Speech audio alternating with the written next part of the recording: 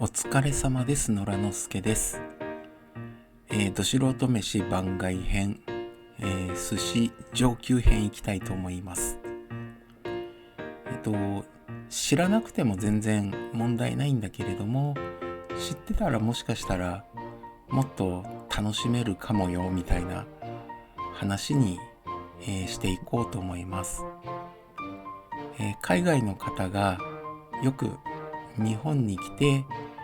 寿司とか、魚料理を食べた時に、よく聞くのがですね、魚臭くないとか生臭くないとかいう話を、聞くんですけれども、これはですね、魚の加工の仕方とか、あとは漁ですね、捕まえる、時のやり方とか、そういうところに工夫があって、例えば魚臭くなる原因、生臭くなる原因っていうのの一つは、魚の血液が、時間が経つとともに、魚臭さを、魚の中に入れてしまうということがありますので、例えば加工するときにまず魚の血を全部抜くとか、そういうことをね、しているんですね。なので、日本の魚はもしかしたら、他の国に比べて、生臭くない、魚臭くないっていうのがあると思います。なので、もしかしたら魚が嫌いな人も、日本の魚だったら食べれるかもしれないですね。それから、海外の方で日本で寿司を食った時に、やっぱり新鮮だから美味しいよねっていう方がいらっしゃるんですけど、これ半分正解で半分間違いです。というのは、例えばマグロとかだったら、仕入れてそのまま、すぐその日に、寿司として出すっていうお店はあんまりなくって、マグロを適切な温度で、寝かせるんですね、冷蔵庫の中で。で、熟成させるんですね。で、熟成させることによって、細胞の一つ一つの中に入っている、美味しさの素、旨味とか言いますけれども、旨味が、魚全体に広がって美味しくなるということをやってたりしますんで、お店によっては1日2日、場合によっては1週間から2週間、冷蔵庫の中で熟成させるお店もあるんで、一概に新鮮だから美味しいというわけではないです。もちろん魚によっては、朝取れたものをそのままその日のうちに食べないとダメになるものもあるので、そういうものもありますが、全部が全部新鮮というわけではないです。あとはですね、高級店は何が違うのか、他のお寿司屋さんと何が違うのかっていう話なんですけれども、中級編で、話をした、寿司マスター大将の話をしたと思うんですけれども、お店お店によって、寿司マスター大将がいて、で大将は自分のお店のお寿司が一番美味しいと思うものを作って出してます。で、そこには大将のこだわりがあって、例えば、寿司で使うお酢ですね、酢を例えばどこで作られている酢が、一番自分の寿司に合うかとか、あと酢を2種類3種類、ブレンドして、自分のお店のオリジナルの酢を作ったりとか、あとは例えば醤油にしても、買ってきたものをそのまま使うんじゃなくって一回、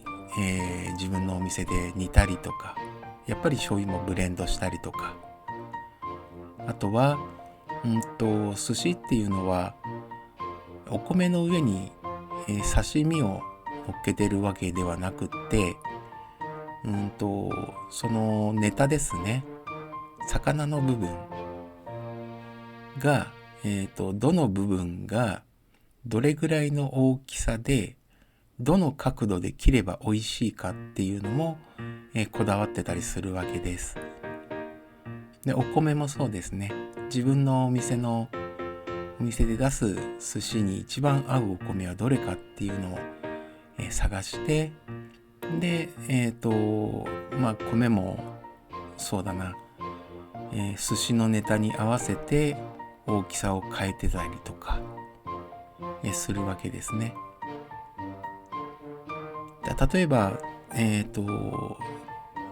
司屋のマスター大将は、例えばですけれども、シャリの部分、お米の部分を 18g で握ってくれって言われたら 18g で握れます。大概の大将は。で、お米の粒によって重さの誤差が出るんですけど、じゃあ 19g で握ってって言われてもおそらく彼らはできます。もちろん測りを使わないで握ることができます。それぐらいね、指先の感覚、手の感覚とかで、重さを測ったりすることができるんで、彼らはね、そういうのを技術として、自分の店で美味しいお寿司を、自分が思う一番美味しいお寿司を出しています。で、魚の切り方とか大きさとかに関してもなんですけど、昔俺が、若かった頃にマグロってこんな美味しいんだから、大きいマグロにかぶりついたら美味しいに決まってると思ってですね、10センチ ×10 センチぐらいの塊のマグロにかぶりついたわけですけれども、全然美味しくなかったんですよ。あれはね、美味しくなかった。やっぱりね、美味しいと感じる大きさとか切り方ってあるんだなってその時に分かりましたね。だから大きければいいってわけではないみたいです。で、やっぱりそういう、お寿司屋さんに食べに行くということでね、その自分の好みに合ったお寿司屋さんを探すっていうのも多分楽しみとしてあるんでしょうけれども、やっぱり、そういう技術とか、そういうこだわりとか込みでのお値段になってるので、それに対してお金を払うということですけれども、昔ね、ちょっとこんなことがあって、海外のお客さんで、アジア系の、お客さんだったんですけれども、お寿司屋さんに行って、そういうお寿司屋さんに行って、で、自分は辛いのが大好きだから、わさびをいっぱい塗ってくれという話を大将にしたらしいんですね。大将は、自分が一番美味しいと思っている状態で寿司を出してるんで、その味のバランスを壊したくないわけですよね。なので、それはできませんと何度かお断りしたらしいんですけれども、そのお客さんの方がいやどうしても塗ってくれみたいな、食い下がったらしいんですよね。で、結果もうそれだったらうちのお店には合わないから出てってくれと、いうことがあったらしいんですよ。で、その海外のお客さんはね、自分が外国人だから差別されたみたいに騒いで、ちょっとしたニュースになったりしたんですけれども、実際はそういうことではなくって、やっぱりその大将の考えているバランスを崩すわけだから、断られたっていうのがどうも真相らしいんですけれどもね。例えば俺がイタリアとかフランスとかに行って、でミシュラン三つ星のレストランとかに行ったことないけど一つ星とかも行ったことないけど仮に三つ星のレストランに行って、俺がで出てきた料理を、俺がね、例えば醤油とかマヨネーズとかをドバドバかけて食ってたら、日本人アホじゃねえかって絶対思われると思うんですよ。やっぱり出てけって言われると思うんですよね。でそれと一緒なんで、そういうこともね、ちょっと頭に入れときながら、常連になれば多少の無理は聞いてくれる可能性はあるけれども、基本的には、出されたものが最高のものなので、それを食べるという方がいいと思います。今回、お寿司の話をしてましたけれども、